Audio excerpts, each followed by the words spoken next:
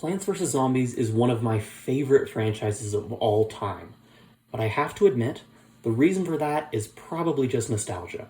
I absolutely loved these games as a kid, especially when I got to use Kernel Pult, Squash, Chomper, Sea Shroom, Scaredy Shroom, Puff Shroom, Magnet Shroom, Gatling Pea and Torchwood, Puff Shroom, Sun Shroom, Umbrella Tree, Wintermelon, and actually pretty much every plant except Starfruit.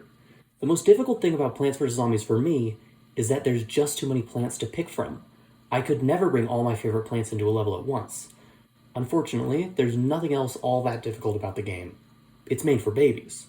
Little babies who can't even read. They don't know how to play video games. They're babies. So, I decided to solve one problem with another. I'll only be giving myself half the amount of seeds to use for the entire game. To be clear, this means the left half of the hotbar, and in the case of odd numbers, we round down. Since this game relies so much on your plants working together and oftentimes zombies or level gimmicks will require specific tool plants, we'll need to use some bizarre techniques and mechanics to get through this apocalypse brains intact. For now, we're going to skip the tutorial because it has almost no strategy involved, so it'll either be trivially easy or impossible, but either way, there will be nothing to talk about. I can go back to those levels if you guys really want me to, but for now, it's on to 1-4. This is the first level that gives us an entire lawn to work with, so in my book, it's officially the end of the tutorial. This brings us to our first interesting quirk of this challenge. Because we're only using the left half of the hotbar, that means that in these early levels, where we can't choose the order of our plants, some of the plants that we've unlocked are too far to the right to be used. At the moment, that means Cherry Bomb. We're stuck with just Pea Shooter and Sunflower. I didn't have too much trouble, but I was definitely playing more optimally than I would be in a normal playthrough.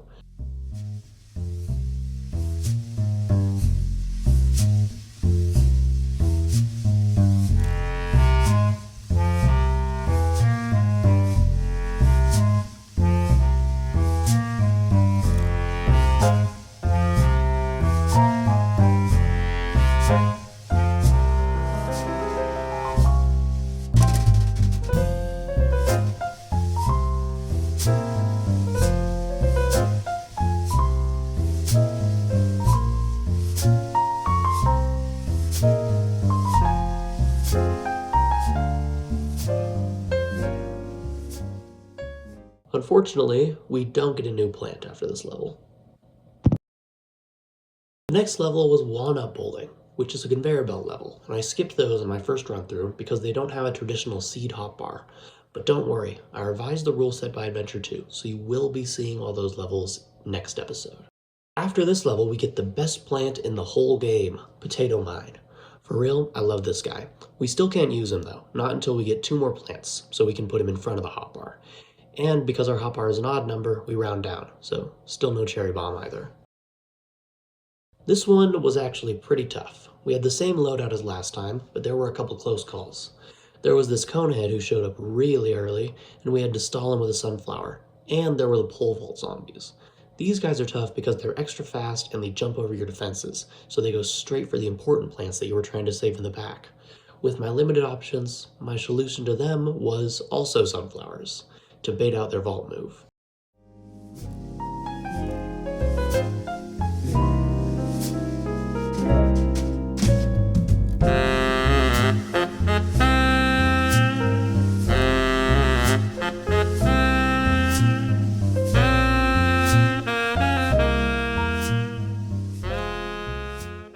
For beating this level, we get the Snow Pea, which we can't use yet, but it does unlock the Cherry Bomb for us.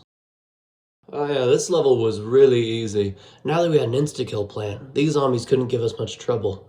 Wait, what am I doing? Those plants are all the way on the right! I'm supposed to be using these 3! Why would I do that? Yeah, so I guess I forgot my rule set during this level, and I decided that since I had 6 plants, I was allowed to use any 3 I wanted. That is, unfortunately, not the rule, so that's another one I'll have to go back and do again later. At least my setup looked nice. For this level, we get Chomper, and that's our 7th plant, so now we can customize the hotbar however we want. This time, I decided to use Sunflowers, then Snow Pea as my attacker. I balanced out his high sun cost by throwing Potato Mine in there as well to deal with early zombies. Snow Pea is nice because he can deal with Coneheads or Vault Zombies on his own. I accidentally misclicked on this one here early on, and then decided to make it a feature because I was scared of wasting sun.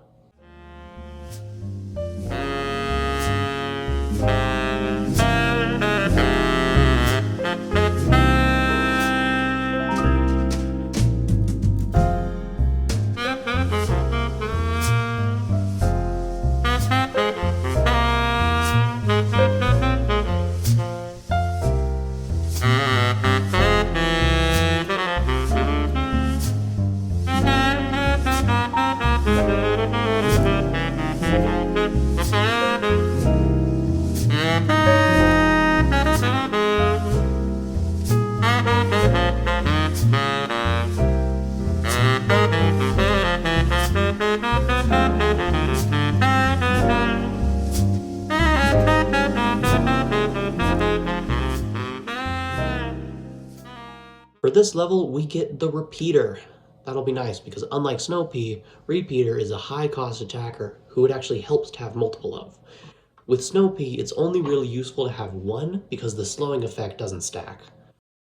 During this level, I tried going out of full screen, which messes up my recording, so that's good to know. I hope I noticed that while I was playing and never did that again. My loadout this time was Repeater, Sunflower, and Potato Mine. The reason I like Potato Mine so much is because it supplements these higher cost plants really well, and I always prefer to use higher cost plants because that way you can fit more DPS on screen at a time. Unfortunately, as you'll see, Potato Mine can be pretty easy to misplay. This level was nothing too difficult. I managed to take care of all these zombies with sheer brute force. I did get scared by this Vulture early on though.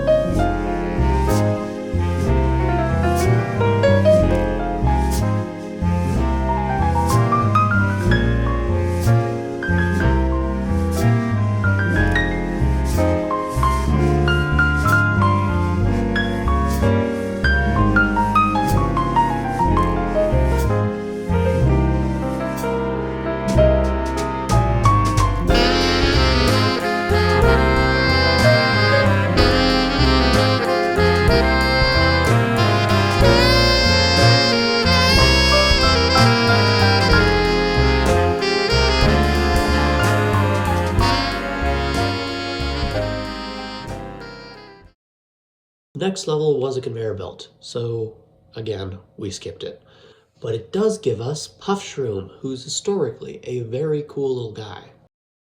Things really ramped up in World 2.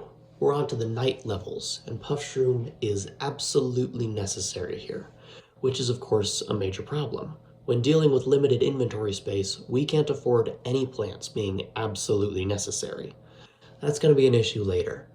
In this level, we used a similar setup to last time. Puff Shroom deals with the early zombies until we can build up sun for some repeaters. Unfortunately, building up sun is a lot slower at night because it doesn't fall from the sky. And this level is pretty short, so we didn't get much of a chance to use repeaters. Maybe a normal pea shooter or a walnut would have been a better choice.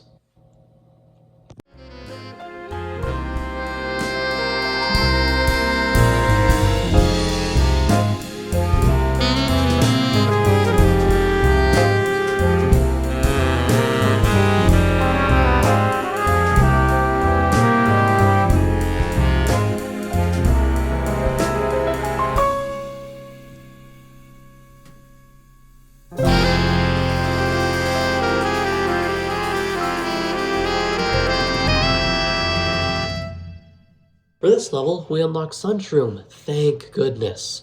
He's a more efficient sun producer than Sunflower by far. In the time it takes Sunflower to pay back for herself, Sunshroom is able to do the same plus an additional 5 sun. And he grows up after a little while and starts producing almost twice as fast. Unfortunately, he isn't quite as hardworking as his flower counterpart and takes naps during the day. I use the same loadout again here, but replace Sunflower with Sunshroom, of course. I figured that because this level was longer, I would be able to actually take advantage of my repeaters.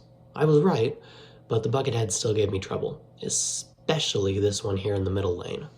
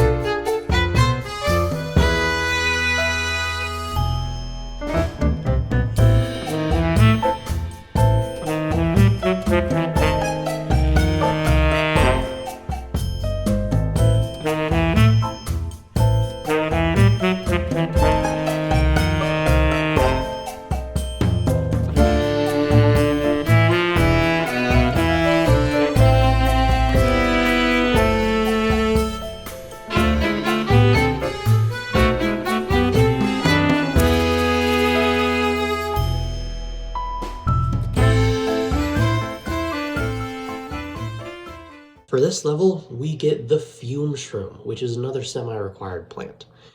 See, he's the only one who knows how to damage these tanky screen door zombies. Luckily, for now we have only 3 mushrooms, and at this point in a casual playthrough, they'd be our main strategy anyways. But once the game expects us to use more, we'll be in trouble. We used a pretty generic 2-3 setup here.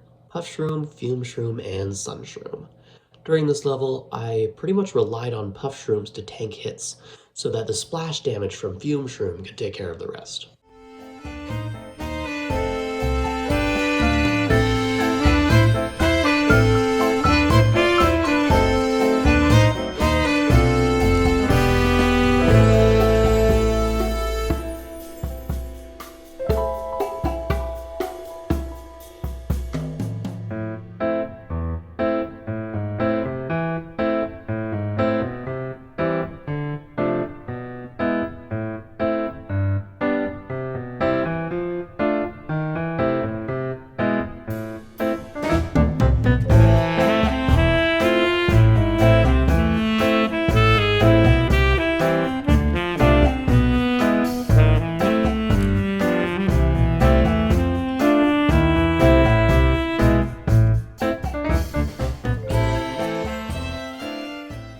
We unlocked the Gravedigger for this level, which turned out to be pretty useless for this challenge. He doesn't make sun and he doesn't damage zombies, so I never put him in the loadout.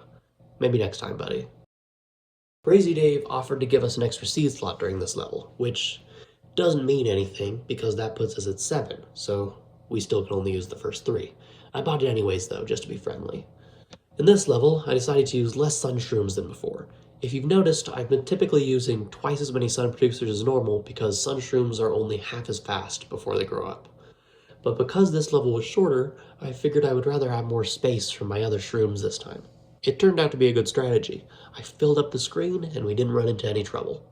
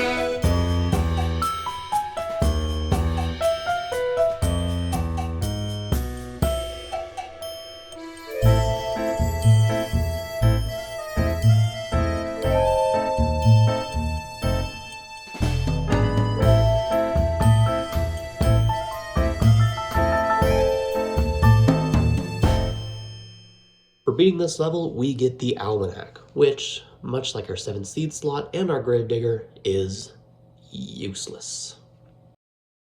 Even though this next level was a minigame, I actually did beat it within our rule set, because I didn't use any plants at all. See, what I did was I let the zombies keep creating tombstones so that at the end of the level, before I picked up the seed packet, I could spend all of my sun to keep planting gravediggers on the tombstones, so that I could get like 10 coins per grave. I honestly think this is way slower than just playing the game normally, and I really don't know what I was thinking, but that's okay. For this level, we get the Hypno Shroom, which is nice, I guess. It's an instant kill plant for 75 sun plus some extra value, but it's a bit too niche to be super helpful. I didn't use Hypno Shroom on this next level because I worried about seeing too many football zombies at once, and he has a slow recharge. I opted for repeaters instead. I decided to put them in the back row so that they could get a little bit of extra damage in if they needed it. Unfortunately, the first one I planted was absolutely bodied by this football zombie right away. I'm starting to think I was supposed to bring instant kills to this level. I'm not going to be ready for the next football zombie either, which was also the only other one in this level. This level will be the first one I did not beat mowerless.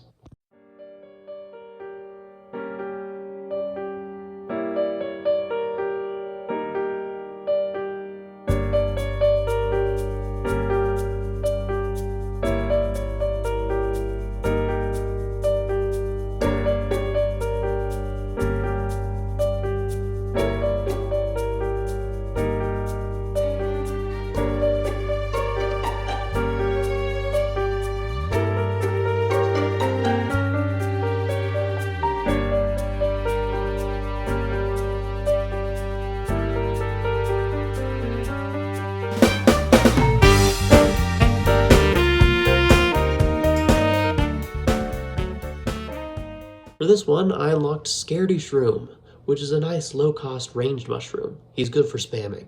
Thank goodness for that, because Repeater wasn't cutting it anymore. This time, I didn't bring repeaters or puff shrooms. Much like the eruption of Mount Vesuvius, it was just Scaredies and fumes. Because the Scaredy Shroom is almost as cheap as the puff shroom, he took care of the early zombies real easy. And by putting him behind my sun shrooms, I was able to bypass his crippling necrophobia. The real trouble in this level was actually the gravestones. Because my defense was so cheap, it ended up using a lot of space, and they were very much in my way.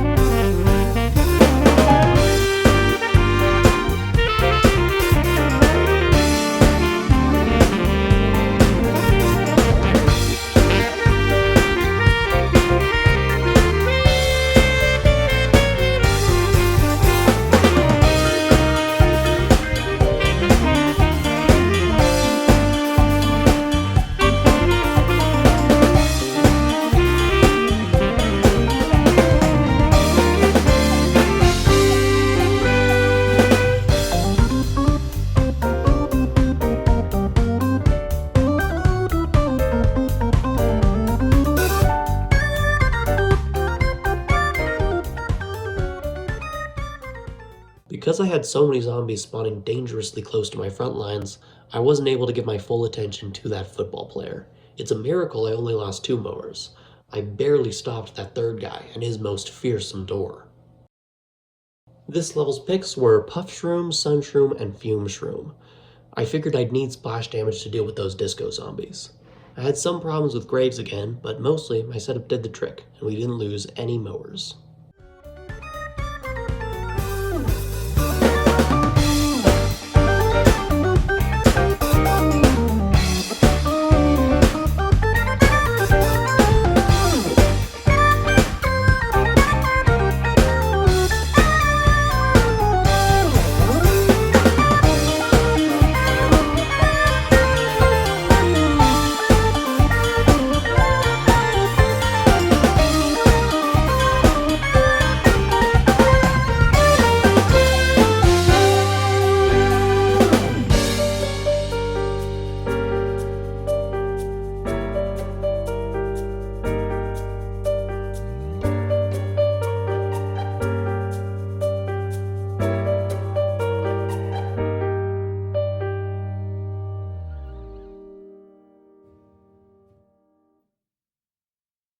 For beating this level, we got the Doom Shroom. That's one of the strongest plants in the game, but I might not end up using it so much because I've noticed in my footage I don't use very many single-use plants.